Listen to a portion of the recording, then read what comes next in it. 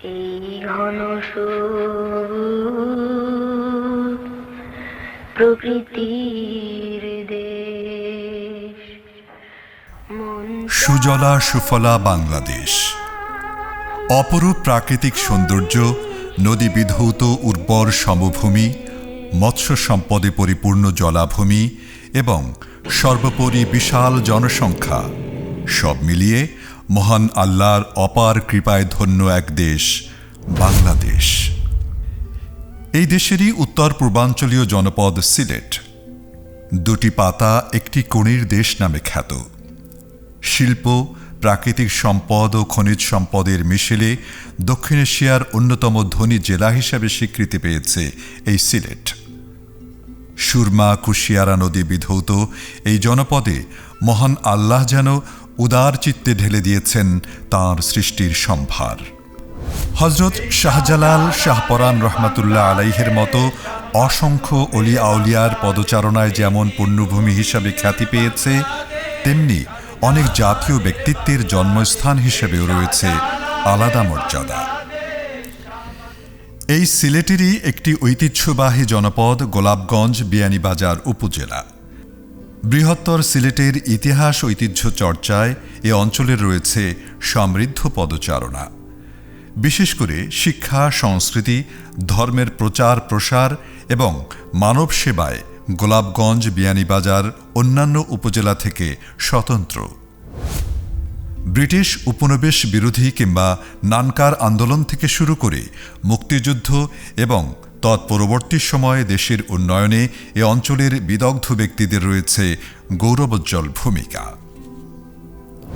শিক্ষা, সাহিত্য, সংস্কৃতি, রাজনীতি আর সংগ্রাম গাথার পাশাপাশি এই দুই উপজেলার জনগণ দেশের ব্যবসা বাণিজ্যের প্রসার, বৈদেশিক মুদ্রা আহরণ এবং ব্যাপক কর্মসংস্থানের মাধ্যমে জাতীয় অর্থনীতিতেও রেখে চলেছে গুরুত্বপূর্ণ অবদান। এই অবদানকে আরও বেশি কার্যকর করে তোলা সম্ভব যদি সঠিক পরিকল্পনা ও সুষ্ঠু ব্যবস্থাপনার মাধ্যমে মহান আল্লাহর দেয়া সম্পদগুলোর সর্বোত্তম ব্যবহার নিশ্চিত করা যায়। আর তার জন্য প্রয়োজন সঠিক নেতৃত্ব। আমাদের ভুললে চলবে না যে নেতা বা দায়িত্বশীল নির্বাচনে ভোট একটি পবিত্র আমানত। এ প্রসঙ্গে মহান আল্লাহ বলেন, ইন্নাল্লাহা ইয়া'মুরুকুম আন তুওয়াদ্দুল আমানাতি ইলা আহলিহা। অবশ্যই আল্লাহ তোমাদের নির্দেশ দিচ্ছেন তোমরা আমানতসমূহ তাদের যথার্থ মালিকের কাছে সুপর্দ করবে। গণতান্ত্রিক ব্যবস্থায় ভোটের গুরুত্ব অপরিসীম। মনে রাখা দরকার যে নেতা নির্বাচনের মাধ্যমে আমরা এমন একজন ব্যক্তিকে রাষ্ট্র পরিচালনার কাজে অংশ নেয়ার জন্য আমাদের প্রতিনিধি হিসেবে জাতীয় সংসদে প্রেরণ করব। তিনি হবেন জাতির একজন আইন প্রণেতা, যিনি তাঁর চিন্তাধারা ও আদর্শের সঙ্গে বাস্তব কাজের মিল দেখিয়ে মানুষের বিশ্বাসযোগ্যতা অর্জন করবেন। এখন প্রশ্ন হল, গোলাপগঞ্জ, বিয়ানীবাজার তথা সিলেট ৬ আসনে কি এমন কোনো ব্যক্তি আছেন? উত্তর হল অবশ্যই আছেন। ব্যাপার হল বেছে নেয়ার।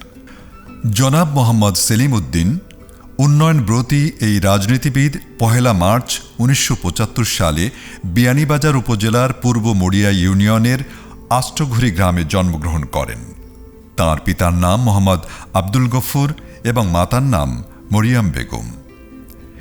দেশ ও জনগণের কল্যাণে কাজ করার স্বপ্ন থেকে ছাত্রজীবন থেকেই তিনি নিজেকে রাজনীতির সঙ্গে সম্পৃক্ত রেখেছেন।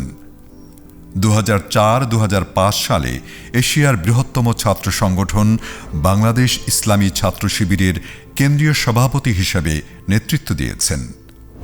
তখন থেকেই ছাত্র সমাজসহ সাধারণ মানুষের দাবি আদায়ের সংগ্রামে অগ্রণী ভূমিকা পালন করে আসছেন তিনি।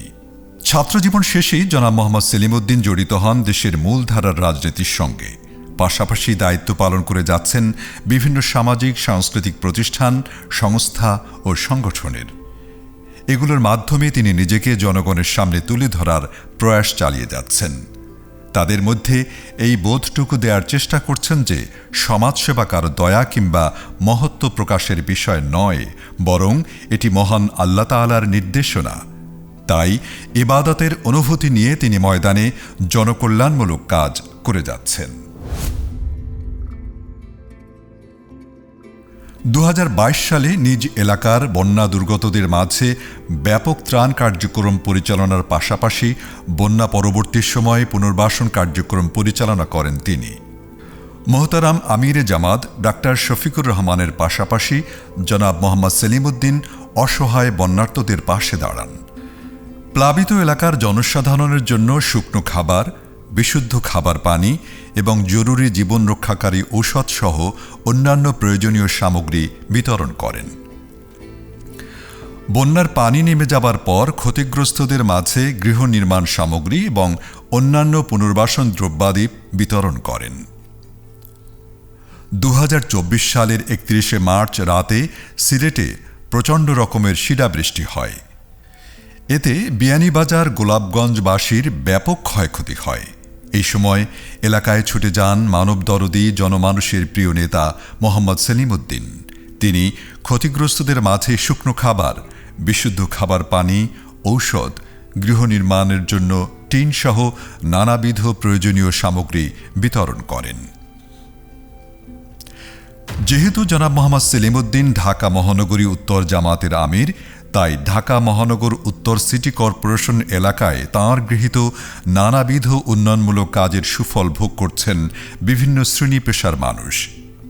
এর মাঝে রয়েছে জাকাত ফিতরা প্রদান প্রকল্প, দক্ষ যুবশক্তি গঠন, স্বাস্থ্যসেবা কার্যক্রম, শ্রমিক কল্যাণ প্রকল্প, নারী কর্মসংস্থান প্রকল্প, শিক্ষা কার্যক্রম, কর্জে হাসানা প্রদান এবং ব্যবসায় অনুদান প্রকল্প।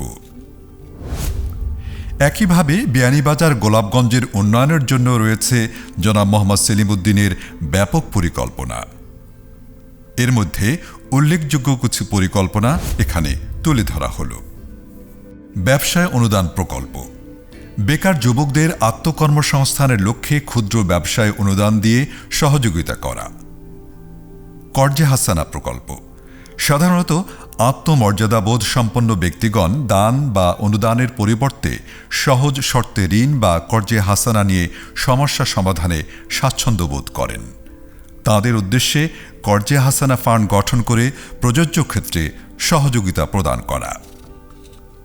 শিক্ষা প্রকল্প, আধুনিক ও নৈতিক শিক্ষার সমন্বয়ে মানসম্মত শিক্ষা প্রতিষ্ঠান গড়ে তোলা এবং প্রতিষ্ঠিত শিক্ষা প্রতিষ্ঠানগুলোর মান উন্নয়নে কার্যকরী পদক্ষেপ নেওয়া। আর্থিকভাবে দুর্বল শিক্ষার্থীদেরকে শিক্ষাবৃত্তিসহ নানাবিধ সহযোগিতা প্রদান করা এবং সুবিধা বঞ্চিত শিশুদের জন্য ফ্রি মক্তব ও স্কুল চালু করা। নারী কর্মসংস্থান প্রকল্প, আমাদের সমাজের প্রায় অর্ধেকই নারী, তাই তাদেরকে পিছনে রেখে কোনো টেকসই উন্নয়নই সম্ভব নয়। সেই দিক বিবেচনায় নারীদের জন্য পবিত্র কোরআন শিক্ষার পাশাপাশি আত্মকর্মসংস্থানমূলক কার্যক্রম পরিচালনা করা। শ্রমিক কল্যাণ প্রকল্প, শ্রমিকরা যে কোনো সমাজ তথা দেশের মূল অর্থনৈতিক চালিকা শক্তি, কিন্তু তারা বেশিরভাগ ক্ষেত্রে নিজ সন্তানদের লেখাপড়ার ব্যবস্থা করতে পারে না। তাই শ্রমিকদের সন্তানদের জন্য শিক্ষা সহায়তা প্রদান করা এবং পাশাপাশি শ্রমক্লান্ত শ্রমিকদের জন্য খাবার ও বিশুদ্ধ পানির ব্যবস্থা করা।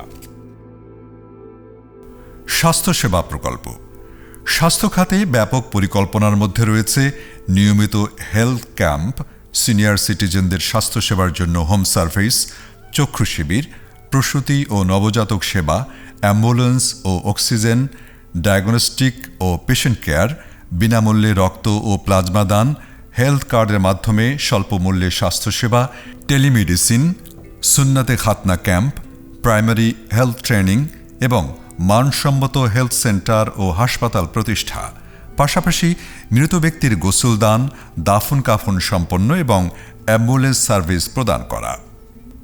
দক্ষ যুবশক্তি গঠন প্রকল্প, এলাকার তরুণ যুবকদেরকে দক্ষ জনশক্তি হিসাবে গড়ে তোলার লক্ষ্যে স্বল্প ও দীর্ঘমেয়াদী বৃত্তিমূলক কারিগরি প্রশিক্ষণ কোর্স চালু করা।